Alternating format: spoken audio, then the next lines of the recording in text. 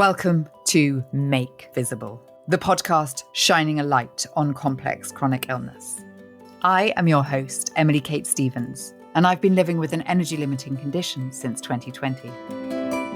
Here, I will speak to the world's leading experts to bring you the latest science, research, and insights into invisible illnesses, including ME/CFS, EDS, fibromyalgia, POTS, long COVID, and more.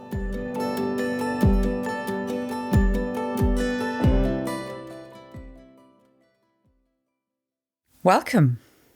Well, it has taken a while and quite some effort, but a new study looking at monoclonal antibodies for the treatment of long COVID is finally underway.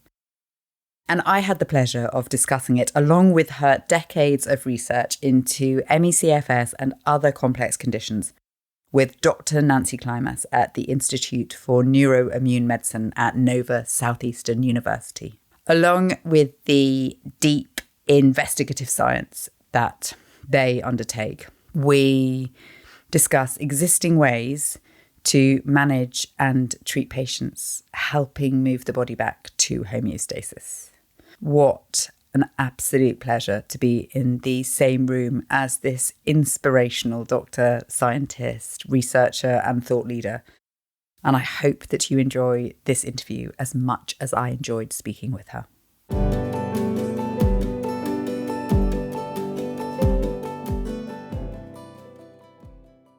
Dr. Klimas, I am very excited to be here in person. What we're trying to do at Make Visible is try and bring some of the research that people like you have been doing for decades into illnesses that have not got necessarily that much attention in terms of the actual global attention, and pull those strands together. So I came to this from having long COVID, but what has become so apparent to me is that emphasis on long COVID and the funding that has gone into long COVID has enabled us to actually start looking and start piecing together pieces in conditions like ME/CFS, which has been much underrepresented historically. Not underrepresented by people like you or Lucinda Bateman or these people that I have spoken to who have been working extensively and tirelessly for decades. Out there in the world, it has been underrepresented. Your focus is research and clinical efforts. Yes, we do. Into multi-symptom disorders. Is that how you would describe it? I never liked the word multi-symptom disorders. No. But no, what we have going here is really exciting. We have a group of scientists and a group of clinicians sort of in a mind meld. It's pretty cool, doing translational research. So we have this amazing computational modeling team and biomarker discovery group and in vitro testing and all the laboratory bells and whistles, some really exciting stuff going on in the lab that leads to these kind of models for the complexity of these illnesses that give us new ways to think about it, but also to potentially treat it. So on the science side, we have all this preclinical work that's incredible. I mean, it's just like, wow. And it's all got to do not just with all the skill set of these people, but the fact that they're working together, talking to each other, communicating, improving the way we as a group are even able to conceptualize these illnesses. But then what we have in the clinic, or the clinical team, is the ability to translate that into clinical trials, which is nice. We also have a really outstanding clinical team doing treatment. And they inform us, as our patients inform us every single day, on things that we might not have conceptualized using all that fancy science. We were sometimes just listening to people and hearing what's going on with them is the way you find your direction and discover important things. And as the director here, do you bridge actually each of those part of the team? I'm a very odd person because I have a pretty strong laboratory science background. I'm not a computational scientist at all. I have to go look up their words and then come back to the meeting later and go, okay, now I get it. But I'm good with the biomarker piece. But I'm also a doctor, a physician that takes care of patients, and I'm an immunologist. So I've been taking care of them through the lens of immunology for quite some time.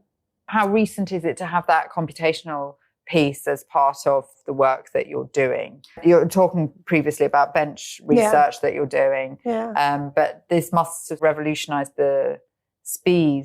You were speaking about Suzanne Vernon before we started talking. When Suzanne was at the CDC, she organized this amazing meeting with her colleagues at the CDC that put clinicians, scientists, and computational scientists together at a table and created a competition between 4 or 5 groups to try to model ME/CFS. And they handed them this big data set that the CDC had. So I was on one of these teams. And that's how I came to know about the strength of computational biology. Gordon Broderick was on my team, and we had designs on napkins sketched out in the evening of what we'd like to do. And it turned out to be a very great way to start down that path. So, wow. Yeah. So that's, what was that, 2005? Was she there? Yeah, easily that. Yeah. And then I moved to Nova Southeastern University when they offered us the opportunity to develop our own institute.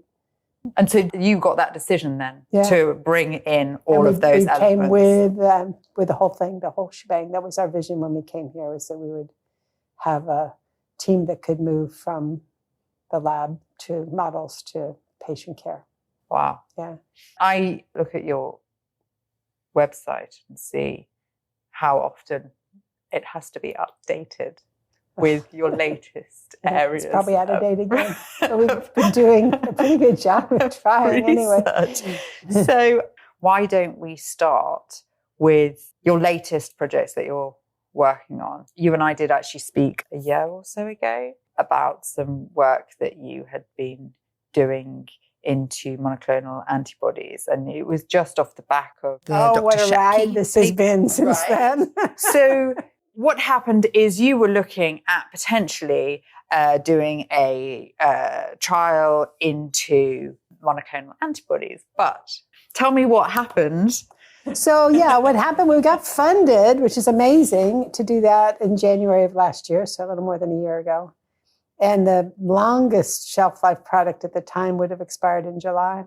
So I tried to race the July expiration date with the things you need to submit an FDA IND. Yeah.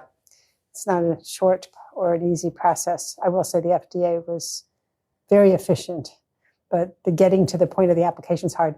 Anyway, one of the things you need for the application is the commitment of the company with a product that you can link your application to their file at the FDA.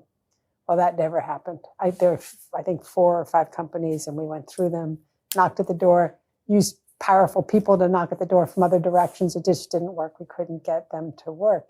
But about that time, a British company, AstraZeneca, had created a second-generation product to protect people against COVID that were medically vulnerable. Yeah. And that product was in trial, but not approved yet, at the time when we found each other last summer, which was very good timing, with a lot of help from some amazing people to put us together and all the right people that could make decisions in the room. And AstraZeneca committed to providing us with product for this trial. And tell me what that trial is, or is looking at, or is looking to address. And there's so much more data since you and I talked before, because now it's even more exciting.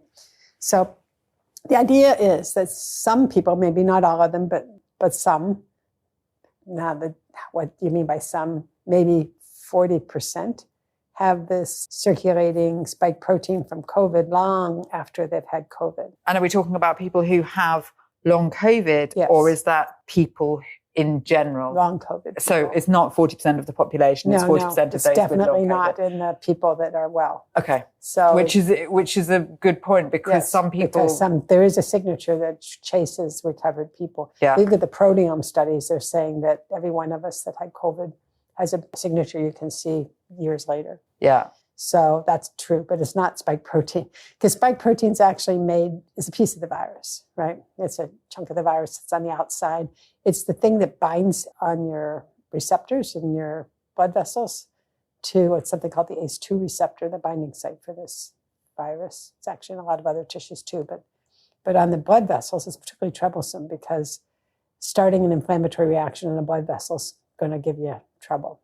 And as you know, the people with long COVID have trouble that sounds like their blood vessel walls are part of the problem. They have microclots, perfusion problems.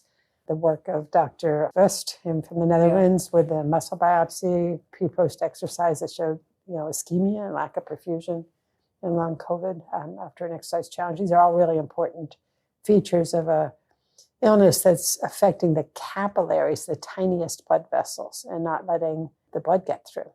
So on one hand, you got this pathophysiology that makes you think, man, something's really messing up the blood supply here. Why can't the microvasculature open up and let the blood come through? And then on the other hand, you've got this data now supporting that there's this thing that binds to blood vessel walls that calls the immune system over and creates inflammatory reactions, which is the first step of clotting. So the microclots could be coming from that. So it just all starts tying together, right? Yeah. And you're going, oh, okay. And then there was some studies out of Japan that biopsied organs when people were having surgery for this or that. They did like liver and kidney biopsies, that kind of thing, and found more evidence that COVID was in the solid tissues than it was even in the blood vessels. So their numbers ranged up to, I'm just pulling this out of the air, I don't remember exactly, but it was really high, 60, 70% of the tissues that they biopsied. So there's this evidence that the virus is persisting, or the spike protein is persisting without the whole virus attached. Yeah, I've heard you talking about this before. It's a really important concept because when you have a bug, a bacteria, virus, whatever, it can actually lend the code for something to other cells and leave that behind. And the cells can then start manufacturing things. Like HIV can make GP120 antigen, the little piece of the cell wall that binds to the T cells, in huge quantities compared to the amount of actual HIV that's circulating. So, and is that what's causing the problem in something like this? Yeah, well, in HIV, it causes a different problem. But in this one, you've got this protein that can be measured that is really a big problem. It itself, all by itself, can cause, reasonably, you could understand that having something that calls the immune system over to the ACE2 receptor is going to result in some serious stuff. That's the concept, the theory behind it. In the year since you and I talked, the data to support that is very, very much stronger. Dr. Ware at Harvard's lab has got this ultra-sensitive assay. He'll be a part of this study. And he's published some papers now with big numbers of subjects, not a handful, that are pretty compelling. So that's the argument behind why would you want to mop up spike protein? That's what the AstraZeneca drug is. That's the target. It comes in and swipes the spike protein. Monoclonal antibody, right? So it can, if there's a living virus that's replicating, it should grab it and bring the immune system over to kill it. But if it's just bits and pieces of spike protein, it should still suck that up into an immune complex and remove it. And the liver removes immune complexes in a single pass. So if you just sort of like a sponge, pop it up, and then these cells in your liver called the Kupffer cells. Sounds like you're just literally, giving it a bit of a clean out. Yeah, it's just kind of scrub it out. And the other advantage of this AstraZeneca product is that it lasts 6 months after infusion. So you only need one shot for 6 months, which is the length of our study. So we'll be able to know if, with some of the other products, they just didn't last very long. And you might have had to go back and get repeated injections. With this one, you have like 6 months of coverage. And then we'll follow another 6 months to see whether that was good enough or if it broke through. And how many people will you... 100 people are going to be in the study. Okay. So it's 50 placebo, 50 drug. And then at the end of 6 months, anyone who has symptoms can get open label drug. So there's the opportunity for anyone in the study to actually get treated without being entirely on placebo the whole time. Okay. And you said that they have trialed this, but that's trialing it in active COVID. Is that right? That when you said AstraZeneca have been looking at it. No, actually, the way this drug is to prevent COVID, right? Okay. So you give it to people with immune system. That's right. And you try to prevent COVID. Okay. They had very nice, more than 400 people in that trial and went on for 6 months. It's on their webpage. You can read it. It was protective. It was as protective as the first version of Evishield, which was released, as you know, a few years back. Yeah. So, and the other good news about this product is that it covers all the old variants, alpha, beta, delta. And right up to current? Right up to, not the current, up to the time when they made it. Because these variants change. Like tomorrow, you've got a new variant. You don't know until you test it if it's okay. But it's definitely good for the variants of up about a year ago. Okay. So, another thing that I noticed about this particular project is that you've got private investment, haven't you? And it's funded by the state. It's a combination. It's really wonderful that there was so much enthusiasm for this project at the state level, and Dr. Shepke in particular. He kept making these amazing introductions to people that could help. And there's a foundation called the Schmidt Family Foundation, which has got the Initiative for Long COVID, Silk Schmidt Initiative for Long COVID. They're doing global studies. They're very interested in doing global studies, doing studies that have matched funds from somewhere else so that they're not carrying the whole burden. Are you finding that is a sort of model that you're having to rely on more and more? Is that private benefactor? You're asking me today. Yes, the short answer. Have you been here in the United States the last months? Holy moly. But that's going to have to be what more of your reliance is on that kind of thing. We so need philanthropic support and private foundation support and little startup support, all the non-federal ways of finding support to take projects like this forward. But in this instance, this particular study, it's been a joy to work with the Schmidt Foundation because they not only funded it, they put their investigators together of all the things they fund and brainstorm together and network together and grow things that are even bigger than what the initial ideas were. So that's amazing. Really and do people neat. Just do that because they want to be philanthropic, or are they doing it ultimately I'm assuming that they are really philanthropic, but perhaps they have someone they care about that's got long COVID. That's amazing. They wouldn't have spun off this one.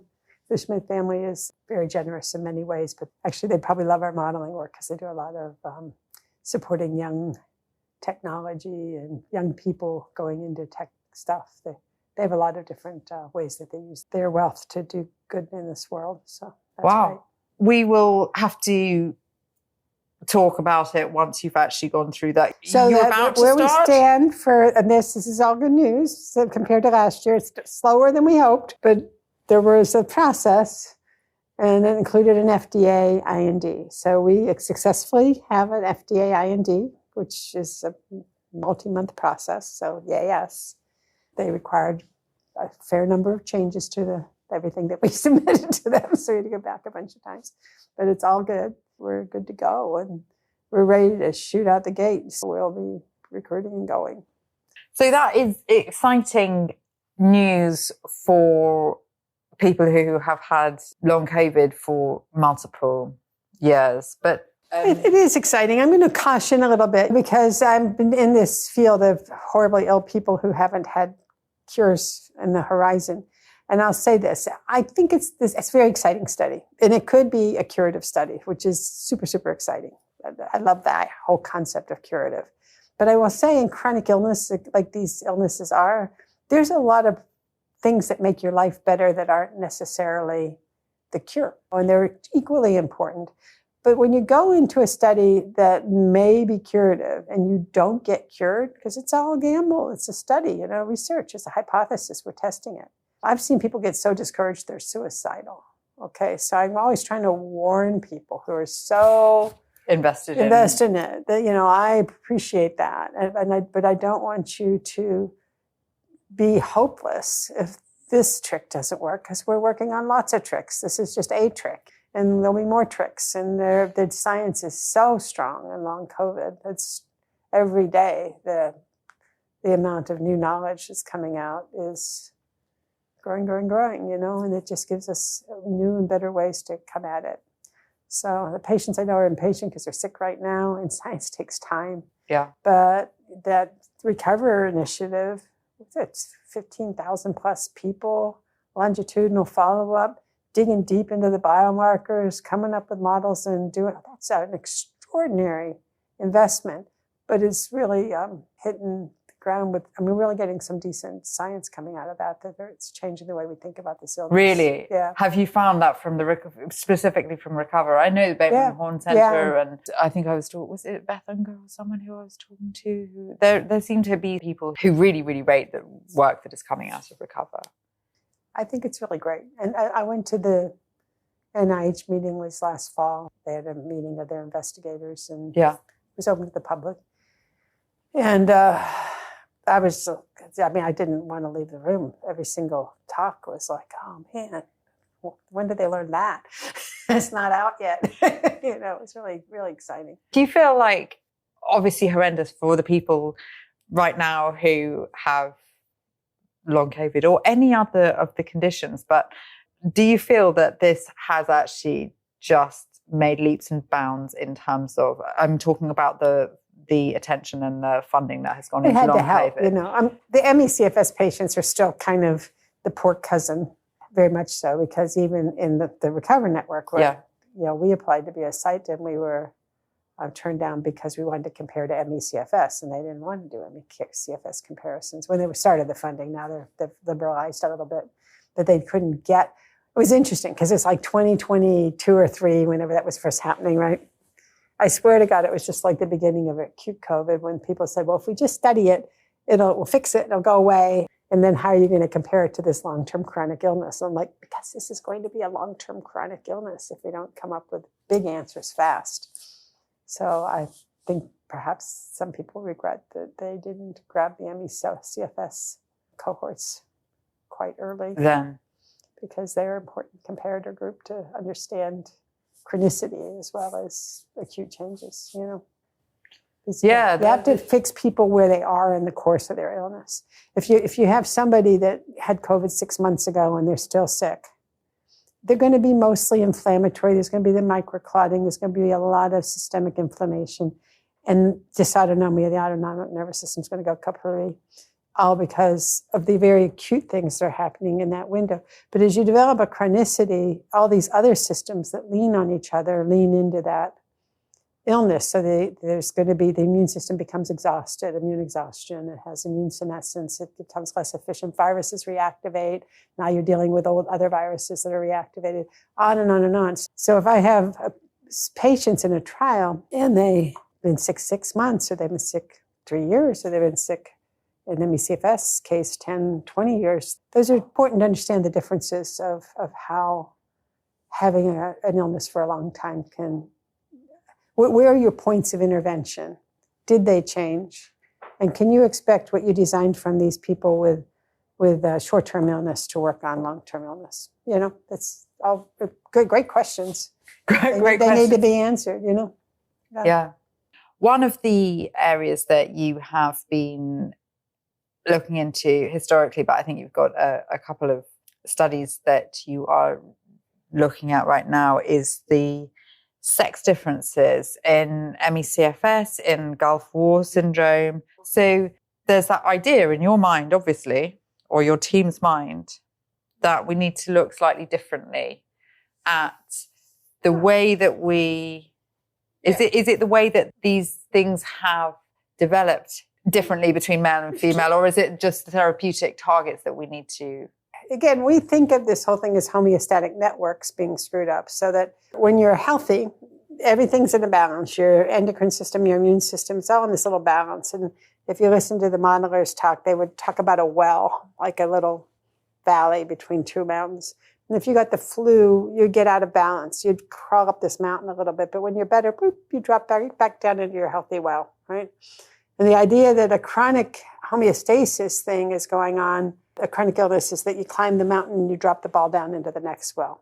And now you've got a chronic unwell person, but very stably sick. The things that are wrong are going to be the same things. What hormones are wrong, whatever. This is unwell but stable, and this is well and stable. And now I got to find a way to climb up the mountain and drop the ball back into the other well.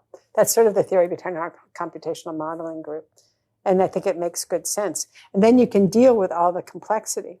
When you talk about gender differences, men and women are different in some very significant ways. Women are far more inflammatory.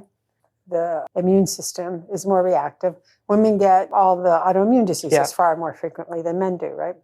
Men are swimming in this anti-inflammatory thing called testosterone that really quiets stuff down. So they have a biologic advantage on inflammation.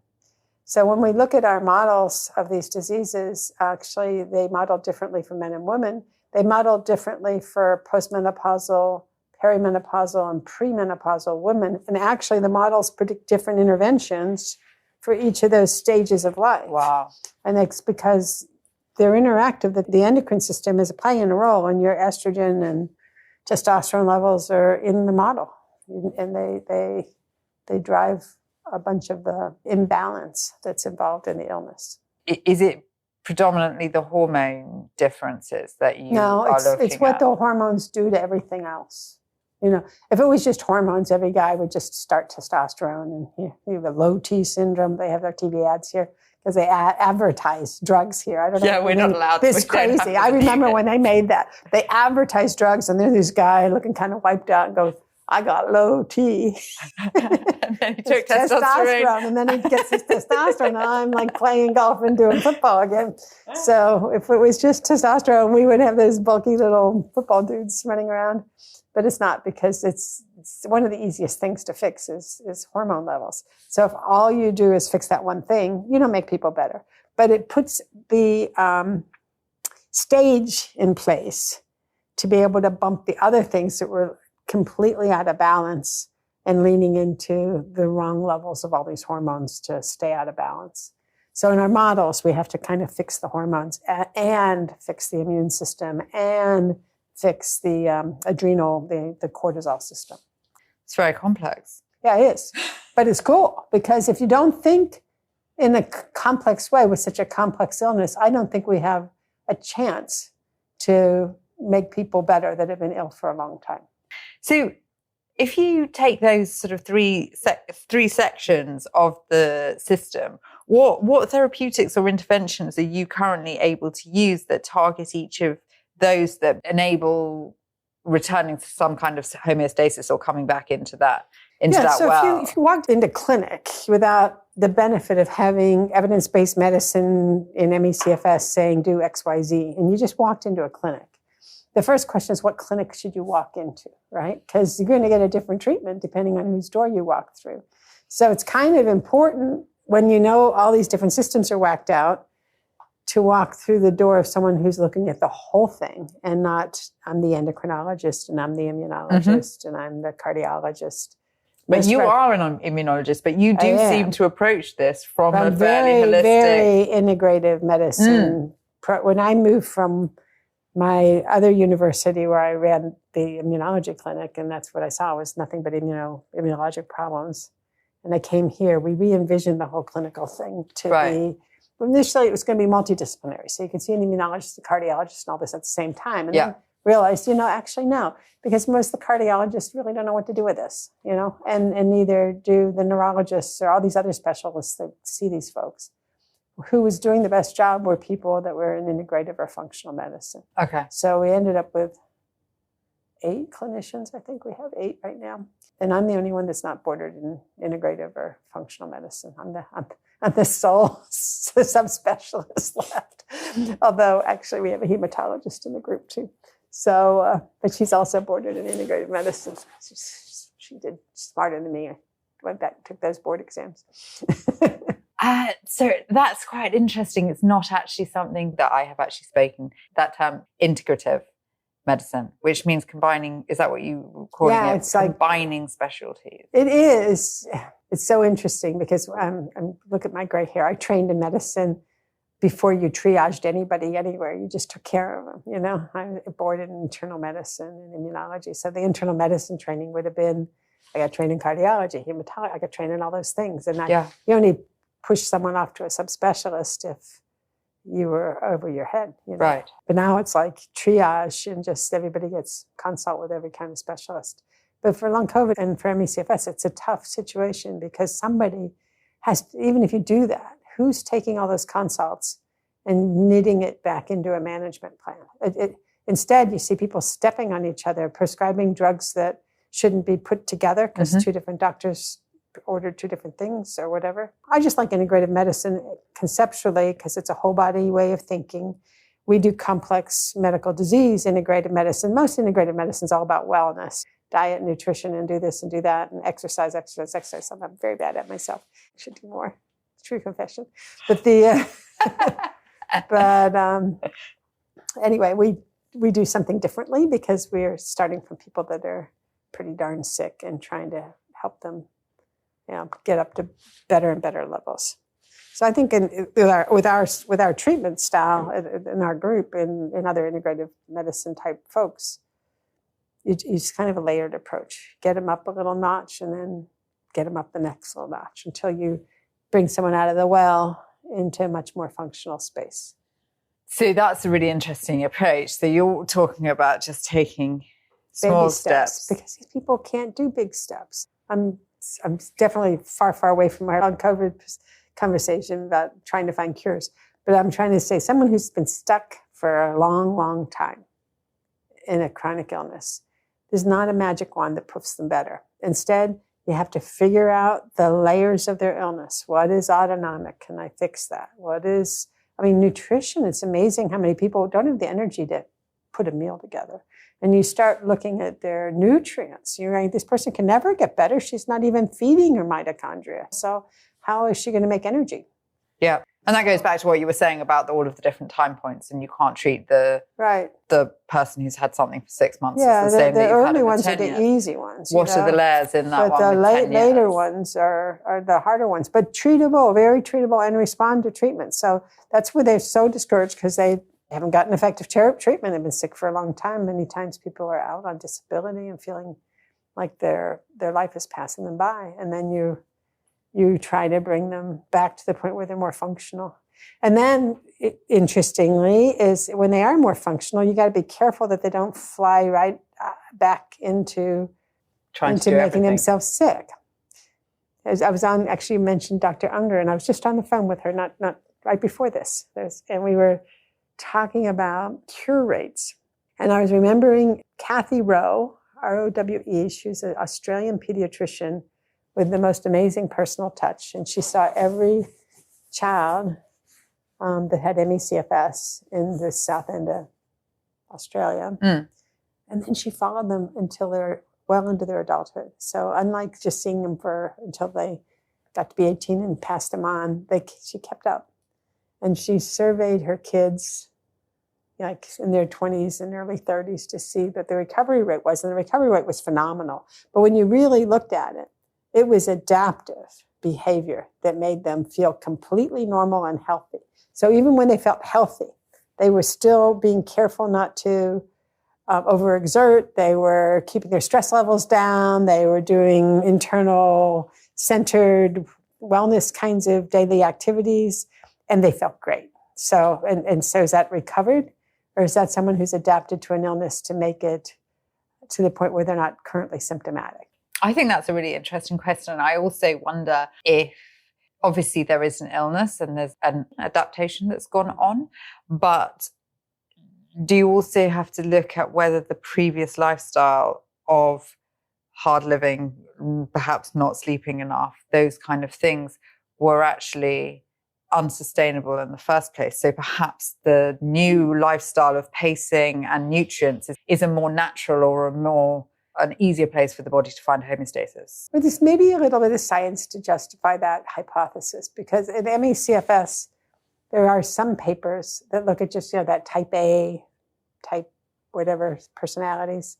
And there was more of what they call type A and type C, the cancer-prone personalities, that if you looked across the population versus people with ME/CFS, the pre-morbid, the pre-sick state was more hard driving or more keeping everything in.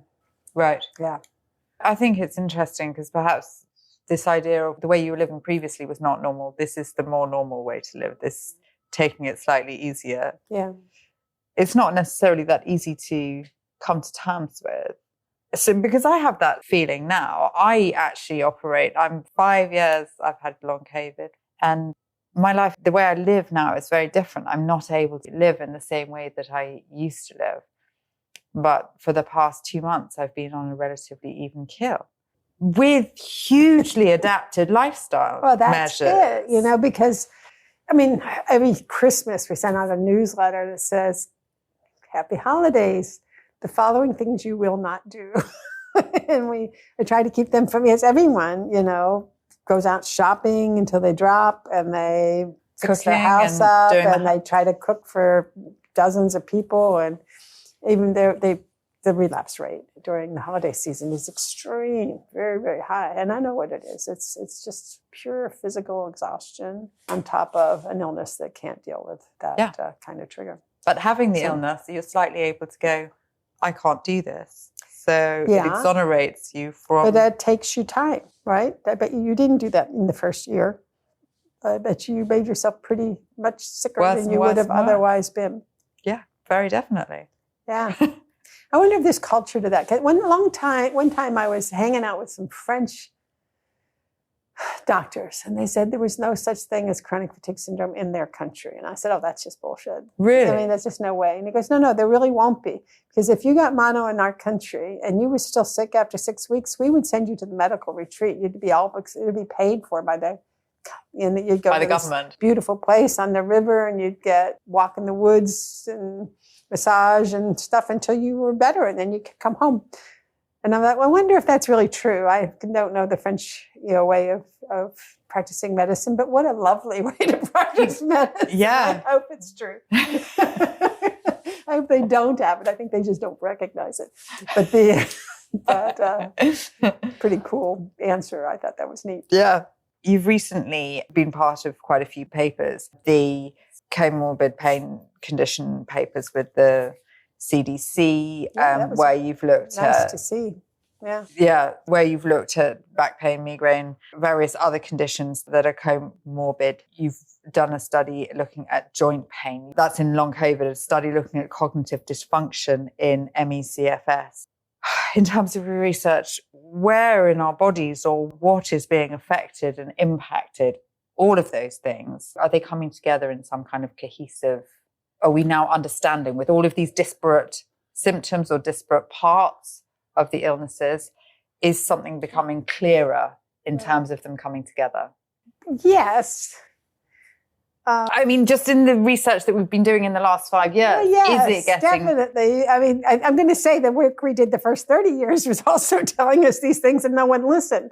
So it's not interesting like it's point. new. Yeah, very interesting point. When I was in the Institute of Medicine panel for ME/CFS's case definition, and they were doing this intense review of every paper ever written on ME/CFS, very critically, very evidence-based, very carefully done the way they do at the National Academy of Science. It's really an amazing process to be a part of. But they were dismissing so much of the stuff in our field, almost offhand, not because it wasn't important, but because it was never validated. That you would do the first study with 30 or 40 people and you make the observation, and there was no one to pass the torch to validate that. We're such a small field. There's 100 of us, maybe in the whole 150, maybe in the whole field doing science. And when you try to get funded to do validation, it's not original. You don't get funded for that, right? Right. So what's cool about this long COVID study, the recovery one, even though I'm not in it, I can be really pleased with having 15,000 people, because they can look into 5,000 and then they can go find a different 5,000 and validate their own work with a different chunk of the cohort, right? And it's like, cool, kick-ass, indisputable, you proved it, no one's going to argue with you.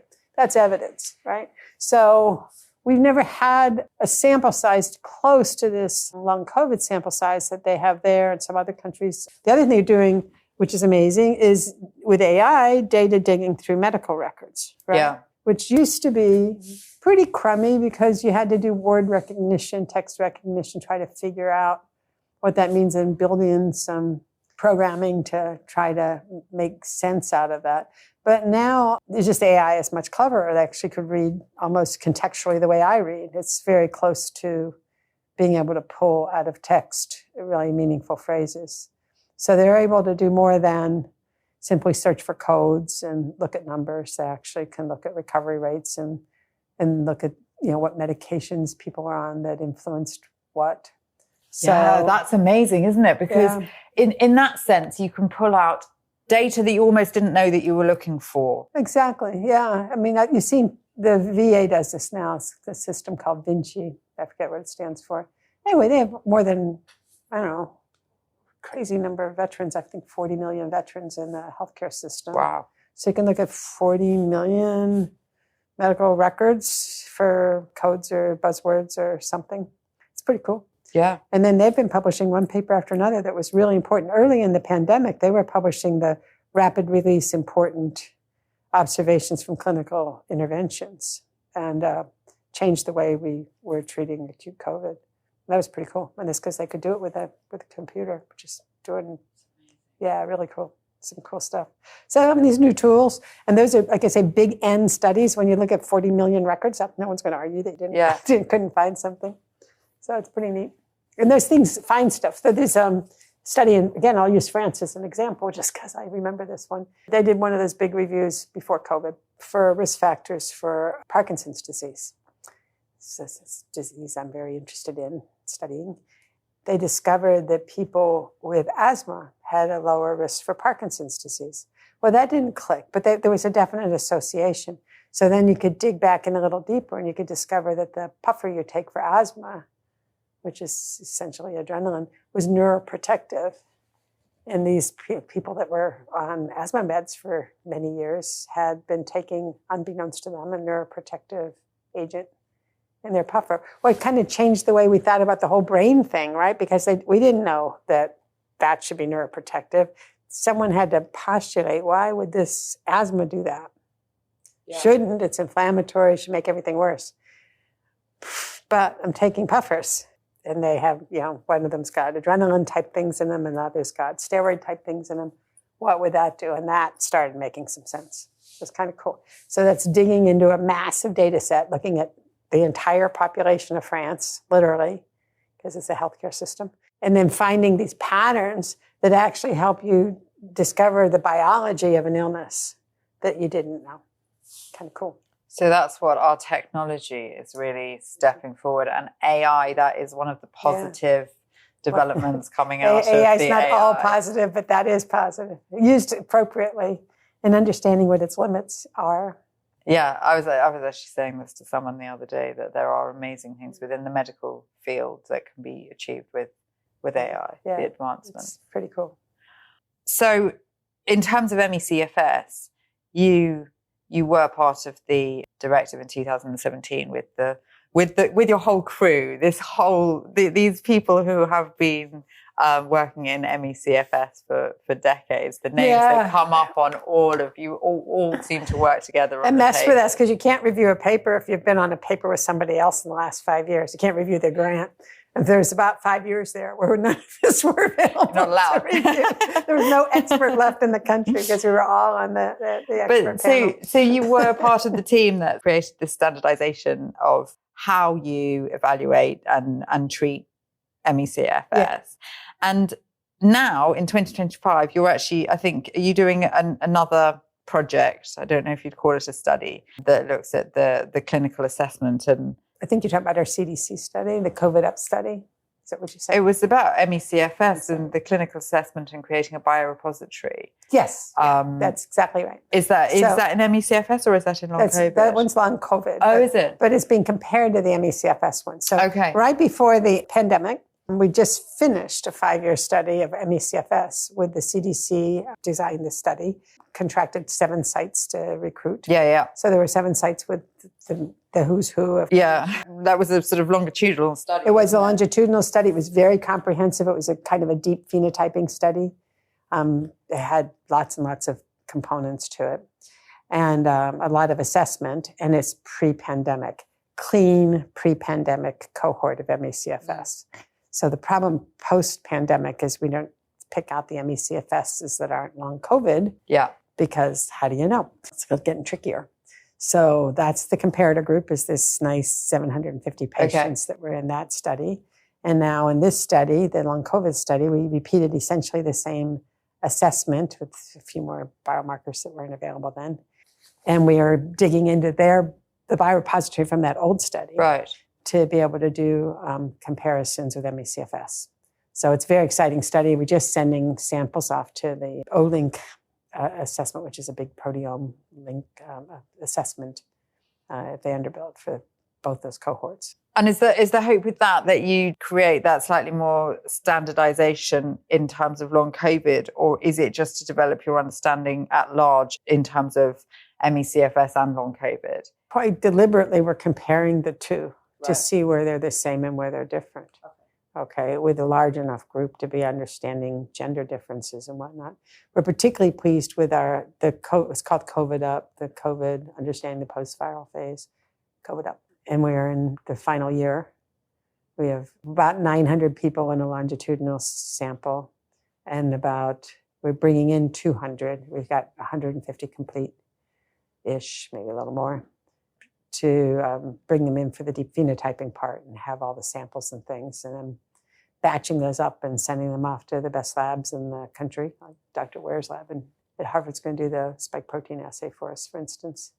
And the O-Link thing's going, and then our own laboratory here, which is doing cytokines and hormones. And that's very exciting. That can sort of sit alongside the study that I spoke to Suzanne Vernon about, which was looking at the prevalence of ME/CFS, which was actually done based on the data of self-reported symptoms and how people were feeling. And you're suggesting here that what you're doing is you're taking samples and you're doing assays to actually look at... In addition to all that self-reporting. So I mean, the poor patients are doing, a couple hours worth of self-reporting every time we assess them.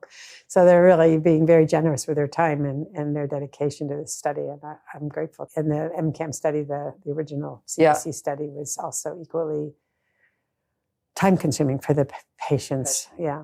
And so, but anyway, they're great studies to try to answer that question, where are they the same, where are they different? What's nice about the one that we're doing now for long COVID is that it's here in South Florida. We're doing this great CDC study and an incredibly diverse community, which is South Florida, where we're just a tremendously diverse community. And we recruited this study using hospital systems so that we send out emails and links to everybody in the whole hospital system, begging them to be in our study. So what we ended up with is a demographically representative cohort that very much looks like South Florida. 55% Hispanic, 19% African American, which is a little bit different than the MCAM study because that was a clinic-based. And you will always find, particularly in expert clinics, that you have to have advocates and resources to get into expert clinics. That they're just overwhelmed and too many patients to see, and somehow those most diligent people get in. So I look at this group that we have coming in from the county hospitals and things, and I'm like so happy to see them getting in a proper assessment. And the data that we're learning from is truly the data that's in our community, and not just the people that can find fit a certain demographic. Yeah. Amazing. Yeah, it's good. Are you talking to Dr. Theoharides? I spoke to him already. He's great. He's our most popular podcast. He gets the most downloads of anybody.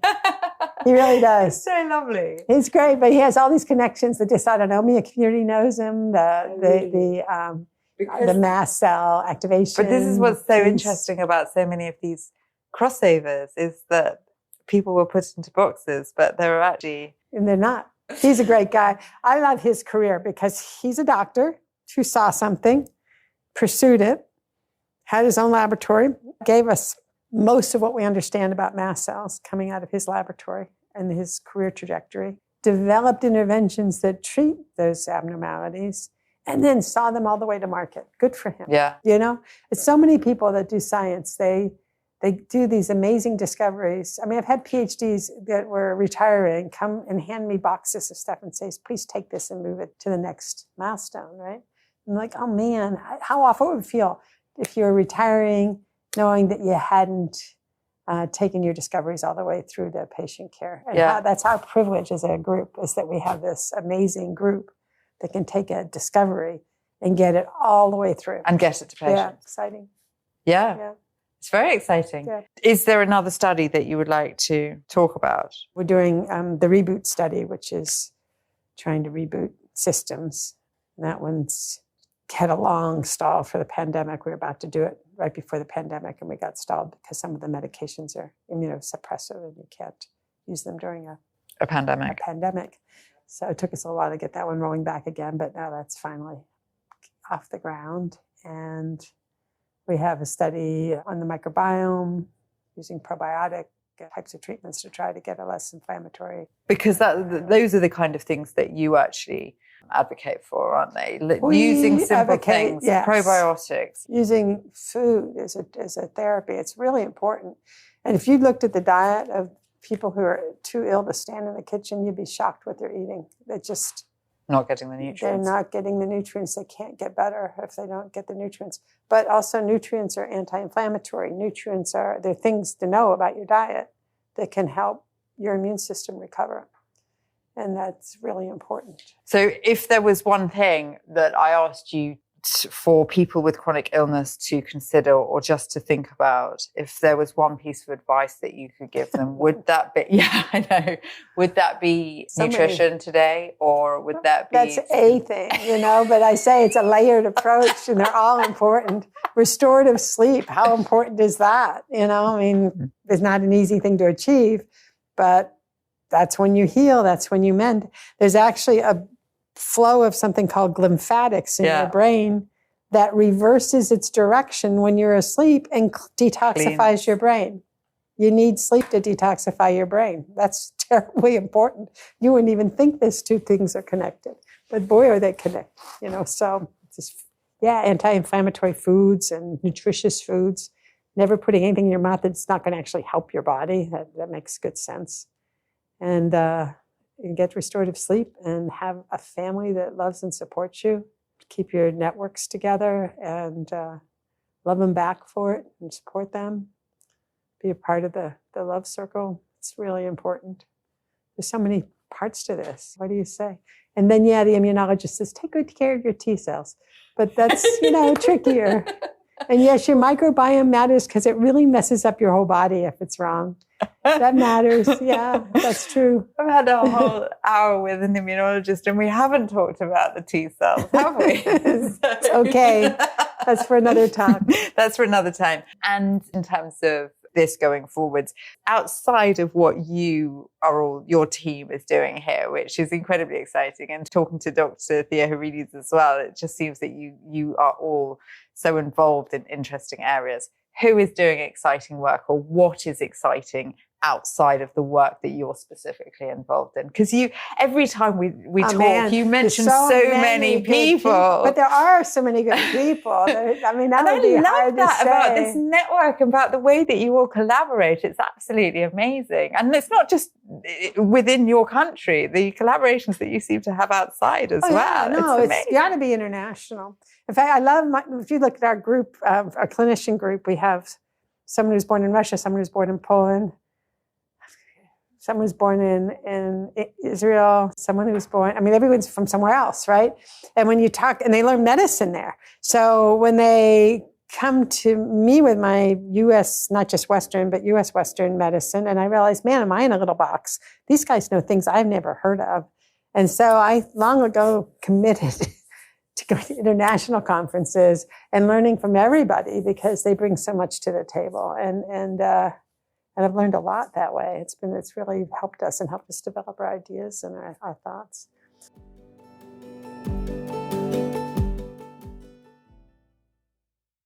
I continue to be blown away by the people operating in this field.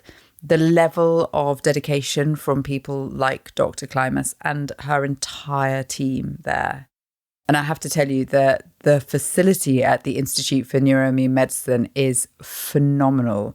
The people that I met were so dedicated to rigorous, robust science and compassionate care. And as Dr. Thea Harides said in episode 13, they are truly thinking outside the box and look at these conditions in a multifaceted way. I feel that people are in safe, progressive hands under their care. I am genuinely humbled by the people that I meet working in this field. So whilst I wouldn't wish chronic illness on anyone, I am so grateful for the path that my life has taken that enables me to have these conversations.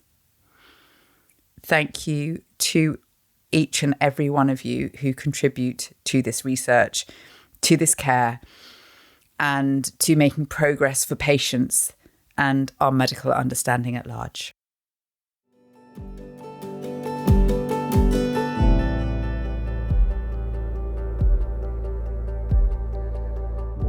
Thank you for listening to Make Visible. Please do like, follow, or subscribe to listen to our next episode, where we'll be uncovering more insights into complex chronic illness.